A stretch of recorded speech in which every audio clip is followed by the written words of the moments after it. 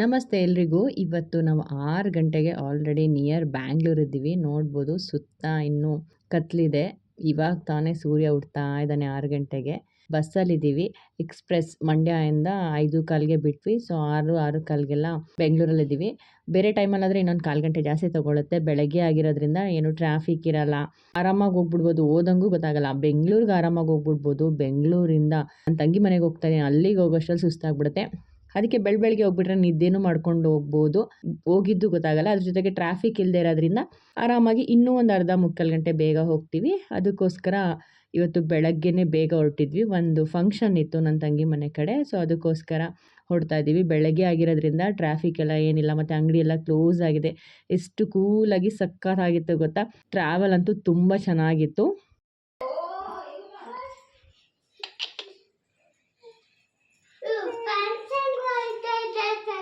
ಹೌದಾ, ನಾನು ಬರ್ತಾ ಇಲ್ವಲ್ಲ.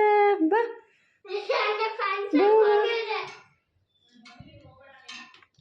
7:30ಗೆಲ್ಲ ಮನೆಗೆ ಬಂದ್ವಿ.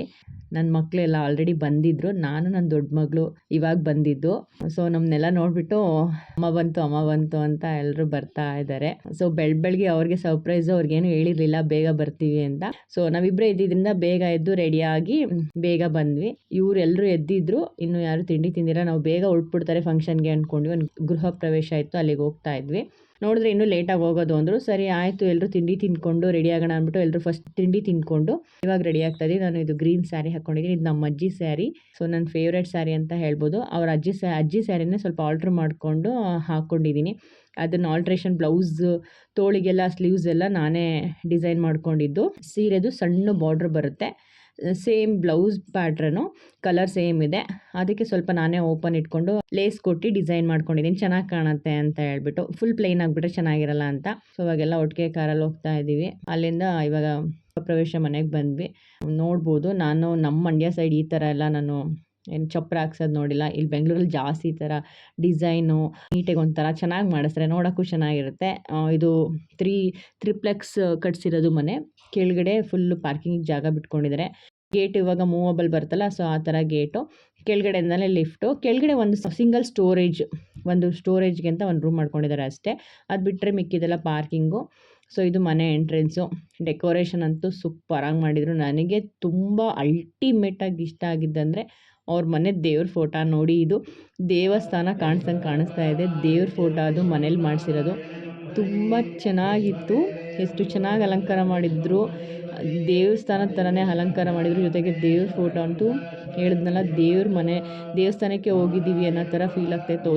ಈ ತಿರುಪತಿ ನಾನು ನೋಡಿಲ್ಲ, ಬಟ್ ತಿರುಪತಿಲಿ ಇದೇ ಥರ ಇರೋದು ದೇವರು ಅಂತ ಹೇಳ್ತಾರೆ. ಅದೇ ರೀತಿ ನೀಟಾಗಿ ಕುಂದನ್ ಸ್ಟೋನ್ಸ್ ಎಲ್ಲ ಇಟ್ಟು ತುಂಬ ಚೆನ್ನಾಗಿ ದೇವ್ರ ಫೋಟೋನ ತಿರ್ಸಿದ್ದಾರೆ. ಅದು ನೋಡೋಕ್ಕೆ ಒಂದು ಚಂದ. ಮತ್ತು ಗೃಹ ಪ್ರವೇಶದಲ್ಲಿ ಲಕ್ಷ್ಮಿ ಕೂರಿಸ್ತಾರಲ್ವ ದೇವ್ರ ಮನೇಲಿ, ಲಕ್ಷ್ಮಿ ಕೂಡ ಅಲಂಕಾರ ಮಾಡಿ ಕೂರಿಸಿದ್ದಾರೆ. ನನಗೆ ಎಷ್ಟು ಸಲ ನೋಡಿದ್ರು ಆ ಫೋಟೋನ ನೋಡಬೇಕು ಅನ್ನಿಸ್ತಾಯಿತ್ತು. ತಿರುಪತಿಗಂತೂ ಹೋಗಿಲ್ಲ, ಇಲ್ಲೇ ದರ್ಶನ ಆಯಿತು ಅನ್ನೋ ಥರ ಫೀಲ್ ಆಗ್ತಾಯಿತ್ತು. ಅಷ್ಟು ದೊಡ್ಡ ಫೋಟೋ ಇಟ್ಟಿದ್ದಾರೆ. ಟಿ ವಿಲೆಲ್ಲ ನೋಡ್ತಾ ಇರ್ತೀನಲ್ವ, ಇದೇ ಥರ ಕಾಣ್ತಾ ಇರುತ್ತೆ. ನನ್ನ ತಂಗಿ ಕೂಡ ಇದೇ ರೀತಿ ಇದೆ ಅಕ್ಕ ಅಲ್ಲಿ ಅಂತ ಹೇಳ್ತಾ ಇದ್ಲು. ಸೊ ಅದಕ್ಕೆ ತುಂಬ ಚೆನ್ನಾಗಿದೆ ಅಂದ್ಬಿಟ್ಟು ವಿಡಿಯೋ ಮಾಡ್ಕೊತಾ ಇದೆ. ತುಂಬ ಚೆನ್ನಾಗಿ ಮಾಡಿದ್ದಾರೆ. ಅಲಂಕಾರನೂ ಅಷ್ಟೇ, ಫ್ಲವರ್ ಡೆಕೋರೇಷನ್ಸ್ ತುಂಬ ಚೆನ್ನಾಗಿ ಮಾಡಿದ್ದಾರೆ. ಅಷ್ಟು ದೊಡ್ಡ ಫೋಟೋ ಒಂಥರ ಪೂಜೆ ಮಾಡೋಕ್ಕೆ ಚೆನ್ನಾಗಿ ಅನಿಸುತ್ತಲ್ವ, ನೋಡೋಕ್ಕೆ ಚೆಂದ.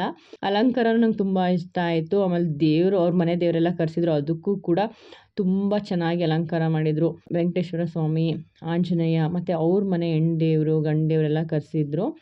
ಇವ್ರದ್ದು ಮನೆ ದೇವರು ವೆಂಕಟೇಶ್ವರನೇ, ಬಟ್ ಹೆಂಡತಿ ಮನೆ ದೇವರು ಇರುತ್ತಲ್ವ, ಆ ದೇವರು ಕೂಡ ಕರೆಸಿ ಪೂಜೆ ಮಾಡಿಸಿದ್ರು. ಮನೆನೂ ತುಂಬ ಚೆನ್ನಾಗಿ ಬಂದಿತ್ತು. ಸೈಟು ಚಿಕ್ಕದಿದ್ರು ತ್ರಿಪ್ಲೆಕ್ಸು ತುಂಬ ಚೆನ್ನಾಗಿ ನೀಟಾಗಿ ಕಟ್ಟಿಸ್ಕೊಂಡಿದ್ರು. ಕೆಳಗಡೆ ಹಾಲಲ್ಲಿ ಅಡುಗೆ ಮನೆ, ದೇವ್ರ ಮನೆ, ಡೈನಿಂಗ್ ಹಾಲು ಇದಿಷ್ಟೇ. ಅದಾದಮೇಲೆ ನೆಕ್ಸ್ಟ್ ರೂಮ್ ಬರುತ್ತೆ. ತುಂಬ ಚೆನ್ನಾಗಿ ಬಂದಿತ್ತು. ಹಾಲಲ್ಲಿ ಸತ್ಯನಾರಾಯಣ ಪೂಜೆಗೆ ಅಲಂಕಾರ ಮಾಡಿದ್ರು ದೇವ್ರನ್ನ.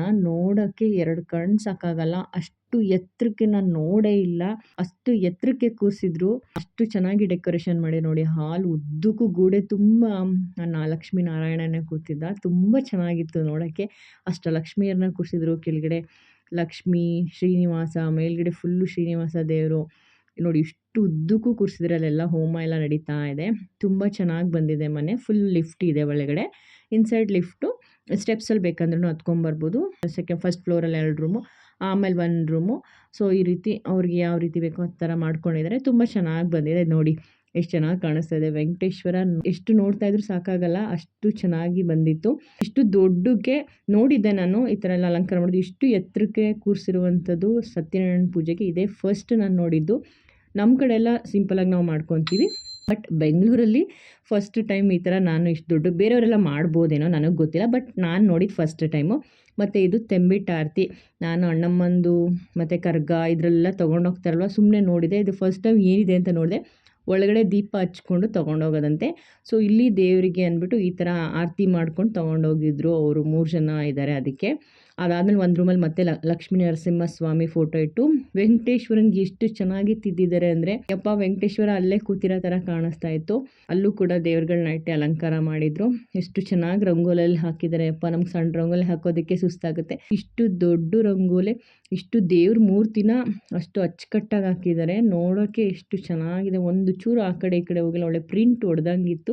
ನನಗಂತೂ ಸಖತ್ ಇಷ್ಟ ಆಯಿತು, ಹೇಗೆ ಹಾಕಿದ್ರೋ ಗೊತ್ತಿಲ್ಲ, ಬಟ್ ತುಂಬ ಚೆನ್ನಾಗಿ ಬಂದಿತ್ತು. ಅಲಂಕಾರ ಅಂತೂ ನನಗೆ ತುಂಬ ಇಷ್ಟ ಆಗಿದ್ದು, ಮನೆಗಿಂತನೂ ಜಾಸ್ತಿ ಒಂದು ದೇವ್ರ ಮನೇಲಿರೋ ದೇವ್ರ ಫೋಟೋ ವೆಂಕಟೇಶ್ವರ ಸ್ವಾಮಿದು, ಅದು ಬಿಟ್ಟರೆ ದೇವ್ರದ್ದು ಅಲಂಕಾರ ಸಖತ್ ಇಷ್ಟ ಆಯಿತು. ಬಿಟ್ಟರೆ ಈ ಥರ ಎಲ್ಲದಕ್ಕೂ ಸೇಮ್ ಇದೇ ರೀತಿ ಒಳಗಡೆ ಕ್ಲಾಸೆಟ್ ಮಾಡಿಸಿದ್ರು. ಅದಾದಮೇಲೆ ಈ ಕಡೆ ಸೈಡು ವಾಶ್ರೂಮು, ಅದರಿಂದ ಆಚೆ ಕಡೆಗೆ ರೂಮು ಮತ್ತು ಫಿಕ್ಸ್ಡ್ ಬೆಡ್ ರೆಡಿ. ಇವಾಗೆಲ್ಲ ಅದೇ ರೀತಿ ಮಾಡಿಸೋದಲ್ವ, ಸೊ ಇವರು ಹಾಗೆ ಮಾಡಿಸಿರೋದು. ಎಲ್ಲರೂ ಇವಾಗ ಕಾಮನ್ ಆಗಿಬಿಟ್ಟಿದೆ, ಬೆಡ್ಡೆಲ್ಲ ಹಾಗೆ ಫಿಕ್ಸ್ ಥರ ಮಾಡಿಸ್ತಾರೆ. ವಾಶ್ರೂಮಿಂದ ಈಚೆ ಬಂದ ತಕ್ಷಣ ಅಲ್ಲೇ ಕ್ಲಾಸೆಟ್ಟು, ಬಟ್ಟೆ ಎಲ್ಲ ಅಲ್ಲೇ ಇಟ್ಕೊಬೋದು, ಅಲ್ಲೇ ಚೇಂಜ್ ಮಾಡ್ಕೊಬೋದು. ಸೊ ಈಚೆ ಕಡೆ ಬಂದರೆ ರೂಮು. ಸೊ ಇದೇ ರೀತಿ 3 ಫ್ಲೋರ್ಸ್ ಇದೆ. ಮೇಲ್ಗಡೆ ಒಂದು ಆಚೆ ಕಡೆನೂ ಲಿಫ್ಟ್ ಅಲ್ಲಿ ಮೇಲ್ಗಡೆ ತಾರಸಿ ಮೇಲೆ ಹೋಗುತ್ತೆ, ಅಲ್ಲಿ ಒಂದೇ ಒಂದು ಸಿಂಗಲ್ ರೂಮ್ ಇದೆ. ಸೊ ಇದಿಷ್ಟು ಈ ಮನೆ. ಇಲ್ಲಿ 2 ಕಡೆ ಬೆಡ್, ಇಲ್ಲಿ 2 ಬೆಡ್ರೂಮ್ ಇದೆ. ಚೆನ್ನಾಗಿ ಬಂದಿದೆ ಒಟ್ನಲ್ಲಿ ಅವ್ರಿಗೆ ಹೇಗೆ ಬೇಕೋ ಹಾಗೆ, ಬಟ್ ಮಾಡಿರೋದನ್ನ ಅಚ್ಚುಕಟ್ಟಾಗಿ ಚೆನ್ನಾಗಿ ಮಾಡಿದ್ದಾರೆ. ಇದು ಮೇಲ್ಗಡೆ ತಾರಸಿ ಮೇಲ್ಗಡೆ, ಇಲ್ಲೂ ಚೆನ್ನಾಗಿದೆ. ಇಲ್ಲಿ ಒಂದು ಸಿಂಗಲ್ ರೂಮ್ ಇದೆ ಈ ಕಡೆ ಸೈಡು. ಮೇಲ್ಗಡೆ ನಿಂತ್ಕೊಂಡು ನೋಡಿದ್ರೆ ಹೆಂಗೆ ಕಾಣಿಸ್ತದೆ ಅದು ಬಿಲ್ಡಿಂಗ್. ನಾನು ಯಾವುದಪ್ಪ ಇಷ್ಟು ದೊಡ್ಡ ಬಿಲ್ಡಿಂಗ್ ಅಂದ್ಕೊಂಡೆ. ಆಮೇಲೆ ನನ್ನ ತಂಗಿ ಹೇಳಿದ್ರು ಪ್ರೆಸ್ಟೀಜ್ ಅಪಾರ್ಟ್ಮೆಂಟ್ಸ್ ಅದು. ನಮಗೆ ಅಲ್ಲೆಲ್ಲ ಏನು ನಂಗೆ ಗೊತ್ತಿಲ್ಲ, ಅವಳು ಹೇಳಿದ್ಲು, ಯಾಕಂದರೆ ಅವರೆಲ್ಲ ಅಲ್ಲೇ ಇರೋದಲ್ವಾ. ಸೊ ಅದಕ್ಕೆ ಎಷ್ಟು ಯಪ್ಪ ಅಪಾರ್ಟ್ಮೆಂಟ್ ಹೆಂಗೆ ಕಾಣಿಸ್ತಾ ಇದೆ.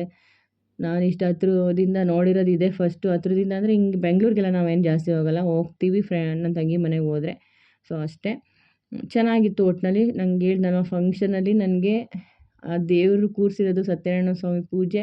ಸೊ ಇದು ಇನ್ನು ಲಿಫ್ಟ್ ನೋಡಿ, ಕೆಳಗಡೆಯಿಂದ ಮೇಲ್ಗಡೆ, ಮೇಲ್ಗಡೆಯಿಂದ ಕೆಳಗಡೆ ಓಡಾಡು ಇದೇ ಆಯ್ತಿತ್ತು. ಇನ್ನು ನಮ್ಮ ಮಕ್ಕಳನ್ನೆಲ್ಲ ಮನೆಗಲ್ವಾ ಸ್ವಲ್ಪ ಚಿಕ್ಕದಾಗೆ ಇರುತ್ತೆ ಲಿಫ್ಟು. ಆ ಲಿಫ್ಟಲ್ಲೇ ನಾವು 8 ಜನ ಸೇರ್ಕೊಂಡು ಹೋಗ್ತಾ ಇದ್ದೀವಿ.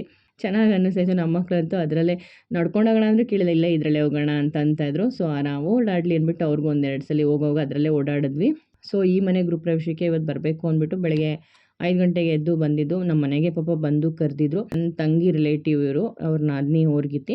ಸೊ ತುಂಬ ನಮ್ಮನ್ನ ಇಷ್ಟಪಟ್ಟು ಇಲ್ಲಿ ತನಕ ಬಂದು ಕರೆದಿದ್ರಲ್ವ. ಸೊ ನಾವು ಹೋಗಿಲ್ಲ ಅಂದರೆ ಚೆನ್ನಾಗಿರಲ್ಲ ಅಂತ ಹೇಳ್ಬಿಟ್ಟು ನಾವು ಅಮ್ಮ ಎಲ್ಲ ಹೋಗಿದ್ವಿ. ಅಮ್ಮ ಮುಂಚಿತವಾಗ್ಲೇ ಹೋಗಿದ್ರು. ನನಗೆ ನಂದು ಕೆಲಸ ಎಲ್ಲ ಮುಗಿಸ್ಕೊಂಡು, ಸಂಡೇ ಇತ್ತಲ್ವ, ಆ ಸಂಡೇ ಬೆಳಗ್ಗೆನೇ ಬೇಗ ಹೋಗಿದ್ದೆ. ಚೆನ್ನಾಗಿ ಅನ್ನಿಸ್ತು. ಇವತ್ತು ಮುಗಿಸ್ಕೊಂಡು ಸಂಜೆ ಹೋಗೋಣ ಅಂತ ಅಂದ್ಕೊಂಡಿದ್ದೀನಿ. ನೋಡೋಣ ಹೇಗಾಗುತ್ತೆ ಗೊತ್ತಿಲ್ಲ. ಸಂಜೆ ಆದರೆ ಹೋಗ್ತೀನಿ, ಅಂದರೆ ಬೆಳಗ್ಗೆ ಬೇಗ ಇದೇ ರೀತಿ 5 ಗಂಟೆಗೆ ಎದ್ದು ಹೊರಟ್ಬಿಟ್ರೆ ನಾನು 8:30ಗೆಲ್ಲ ಹೋದರೆ ಕೆಲ್ಸಕ್ಕೆ ಹೋಗೋಕ್ಕೆ ಸರಿ ಹೋಗುತ್ತೆ. ಒಟ್ನಲ್ಲಂತೂ ತುಂಬ ಚೆನ್ನಾಗಿತ್ತು. ನನಗೆ ದೇವ್ರನ್ನ ಎಷ್ಟು ನೋಡಬೇಕು ಅನಿಸ್ತಾ ಇತ್ತು ನೋಡಿ.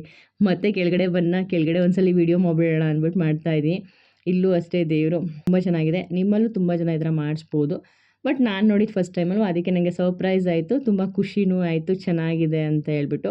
ಅಲಂಕಾರ, ಪೂಜೆ, ಹೋಮನೂ ಅಷ್ಟೇ ತುಂಬ ಹೊತ್ತು ಮಾಡಿದ್ರು ಚೆನ್ನಾಗಿ. ಎಂಟ್ರೆನ್ಸ್ ಇದು. ಈ ಕಡೆ ಬಂದು ಸ್ಟಡಿ ಸ್ಟೋರೇಜು, ಬುಕ್ ಓದ್ಕೊಳ್ಬೋದು, ಲ್ಯಾಪ್ಟಾಪ್ ಇಟ್ಕೊಂಡು ಏನಾದ್ರು ವರ್ಕ್ಗೆ ಬುಕ್ ಸ್ಟೋರೇಜು ಸಿಂಪಲ್ಲಾಗಿ ಮಾಡಿಸ್ಕೊಂಡಿದ್ದಾರೆ. ಬಟ್ ಚೆನ್ನಾಗಿದೆ, ಫಿನಿಶಿಂಗ್ ಎಲ್ಲ ಚೆನ್ನಾಗಿ ಬಂದಿದೆ. ಅದಾದಮೇಲೆ ಈ ಕಡೆ ಬೆಡ್ಡು, ಇದು ಜಸ್ಟ್ ಹಾಸಿಗೆ ತೊಗೊಬಂದರೆ ಆಯಿತು. ಕಾರ್ಪೆಂಟ್ರ್ ಹತ್ರನೇ ಎಲ್ಲ ಮಾಡಿಸ್ಬಿಟ್ಟಾರೆ. ಈ ಕಡೆ ಬಂದು ಡ್ರೆಸ್ಸಿಂಗ್ ಟೇಬಲು. ಸೊ ಇದು ಆರ್ಗನೈಸರ್ಸ್ ಏನು ಬೇಕಾದ್ರೂ ಸ್ಟೋರ್ ಮಾಡ್ಕೊಬೋದು. ಇದು ಒಂದು ಮಿರರ್.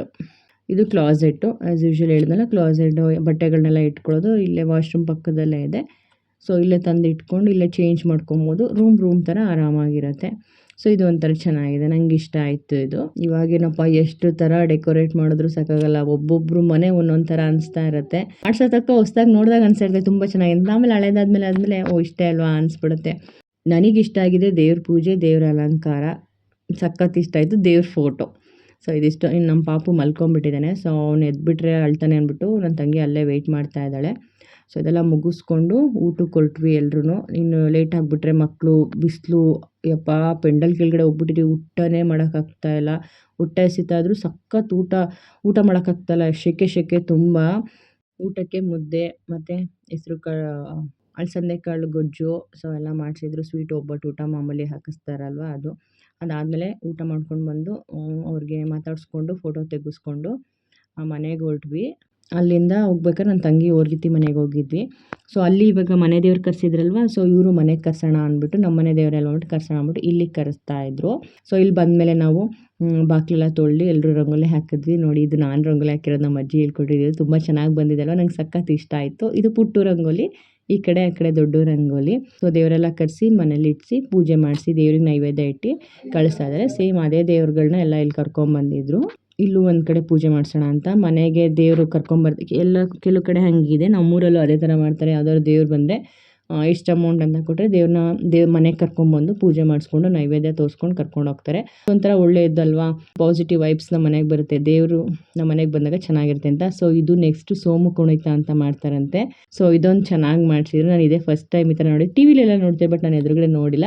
ಬಟ್ ಈ ಥರ ಮಾಡ್ತಾರೆ. ಇದಾದಮೇಲೆ ಅದು ಏನು ಚೌಟಿ ಹಗ್ಗ ತೊಗೊಂಡು ಹೊಡಿತಾರೆ. ನನಗೆ ಏನು ಕುಡಿತವ್ರೆ ಅಂತಲೇ ಗೊತ್ತಿರಲಿಲ್ಲ. ಅದು ಪಾಪ ಹೆಂಗೆ ಈಗ ಹೆಂಗಸಿಗಾದ್ರೆ ಸೀರೆಲ್ಲ ಹಾಕ್ಕೊಂಡಿರ್ತಾರೆ, ಅಷ್ಟು ಬರಲ್ಲ. ಜೀನ್ಸ್ ಎಲ್ಲ ಹಾಕ್ಕೊಂಡಿರೋ ಪಾಪ ಮಾಮೂಲಿ ಪ್ಯಾಂಟ್ ತೊಗೊಂಡು ಬರನೇ ಬಂದುಬಿಡುತ್ತೆ. ಬಟ್ ಅದೇನಕ್ಕೆ ಹೊಡಿತಾರೆ ಅಂದರೆ ಕಣ್ಣು ದೃಷ್ಟಿ ಆ ಥರ ಬೇರೆದೇನಾದರೂ ನೆಗೆಟಿವ್ ವೈಬ್ಸ್ ಎಲ್ಲ ಇದ್ದರೆ ಆ ದೇವರು ಅದ್ರಲ್ಲಿ ಹೊಡೆದ್ರೆ ಅದು ಹೋಗುತ್ತೆ ಅಂತ. ಸೊ ಅದಕ್ಕೆ ಎಲ್ಲರೂ ಅದಕ್ಕೆ ಒಡಿಸ್ಕೊಂಡು ಆಮೇಲೆ ಕಾಣಿಕೆ ಥರ ಕೊಟ್ಟು ನಮಸ್ಕಾರ ಮಾಡ್ಕೊತಾ ಇದ್ರು. ಇದೊಂದು ನಾನು ಹೊಸ್ದಾಗಿ ನೋಡಿದ್ದು, ನನಗಿದೆಲ್ಲ ಗೊತ್ತಿಲ್ಲ. ಅವ್ರ ಕಡೆ ಒಂದೊಂದು ಕಡೆ ಒಂದೊಂದು ಥರ ಆಚಾರಗಳಿರುತ್ತಲ್ವ. ಸೊ ಇದು ಇವ್ರ ಕಡೆ ಆಚರಣೆ. ಸೊ ಆ ರೀತಿ ಒಡಿಸ್ಕೊಂಡ್ರೆ ಇದ್ರ ಹತ್ರ ಸೋಮ ಕುಣಿತದವ್ರ ಹತ್ರ ನಮಗೇನೇ ದೃಷ್ಟಿ ಕೆಟ್ಟದೇನೇ ಆಗಿ ಇದ್ರೂ ಎಲ್ಲ ಹೋಗುತ್ತೆ, ನೆಗೆಟಿವ್ ವೈಬ್ಸ್ ಎಲ್ಲ ಹೋಗುತ್ತೆ, ಪಾಸಿಟಿವ್ ವೈಬ್ಸ್ ಬರುತ್ತೆ ಅಂತ. ಸೊ ಎಲ್ಲರೂ ತುಂಬ ಜನ ಅದೇ ರೀತಿ ಮಾಡಿಸ್ಕೊಂಡ್ರು. ಚಿಕ್ಕವರಿಂದ ದೊಡ್ಡವರು, ಚಿಕ್ಕವರು, ಅಮ್ಮಂದಿರು, ಅಜ್ಜಿದಿರು ಸುಮಾರು ಜನ ಅದೇ ಥರ ಮಾಡಿಸ್ಕೊಂಡ್ರು.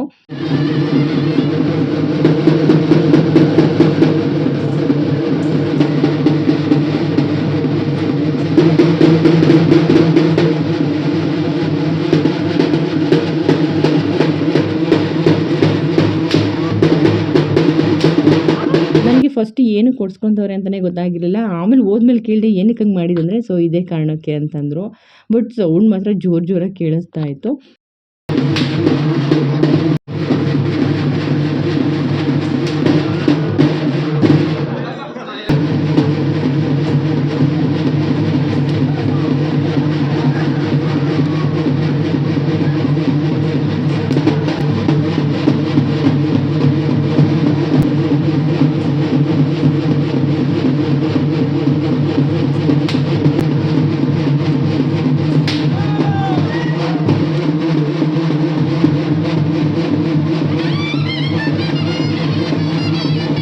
ಸೊ ಒಂದಷ್ಟೊತ್ತು ಎಲ್ಲ ಆದಮೇಲೆ ಪೂಜೆ ಮುಗಿಸ್ಕೊಂಡು ದೇವ್ರನ್ನ ಇವಾಗ ಕರ್ಕೊಂಡು ಹೋಗ್ತಾ ಇದ್ದಾರೆ. ಸೊ ಇಲ್ಲಿ ಇನ್ನೊಂದು ಕಡೆ ಇದೆ, ಅಲ್ಲಿ ಪೂಜೆ ಮಾಡಿಸ್ಕೊಂಡು ಆಮೇಲೆ ಟೆಂಪೋ ಏನೋ ಬಂದಿದೆ, ಅದ್ರಲ್ಲಿ ತೊಗೊಂಡು ಊರಿಗೆ ಕರ್ಕೊಂಡು ಹೋಗ್ಬಿಡ್ತಾರೆ ಅಷ್ಟೇ. ಸೊ ಇದಾದಮೇಲೆ ಸ್ವಲ್ಪ ಪ್ರಸಾದ ಎಲ್ಲ ಮಾಡಿದ್ರಲ್ವ, ಎಲ್ರಿಗೂ ಹಂಚ್ಬಿಟ್ಟು ನಾವು ಕೂಡ ನನ್ನ ತಂಗಿ ಮನೆಗೆ ಹೊರಟ್ವಿ. ಇವತ್ತಿಂದು ನಮ್ಮ ಡೇ ಈ ರೀತಿ ಇತ್ತು. ಕೆಲಸ ಮಾಡೋರಿಗೆ ಇದೇ ರೀತಿ ಒಂದಿನ ರಜೆ ಇದೆ, ಅವತ್ತೇನು ಫಂಕ್ಷನ್ ಇರುತ್ತೋ ಮುಗೀತು, ಆ ರಜೆ ಹೋಯಿತು, ಮತ್ತು ನೆಕ್ಸ್ಟ್ ಡೇ ಮತ್ತೆ ನಮ್ಮ ಕೆಲ್ಸಕ್ಕೆ ಹೋಗಬೇಕು. ಮತ್ತು ಇದ್ದಿದ್ದು ಒಂದಿನ ಈ ರೀತಿ ಮುಗೀತು. ಆದರೂ ಚೆನ್ನಾಗಿ ಅನಿಸ್ತು, ಸಖತ್ ಖುಷಿ ಆಯಿತು. ಮತ್ತು ನಾನು ನಿಮಗೆ ಮುಂದಿನ ವೀಡಿಯೋದಲ್ಲಿ ಸಿಗ್ತೀನಿ. ಅಲ್ಲಿವರೆಗೂ ನಮಸ್ಕಾರ.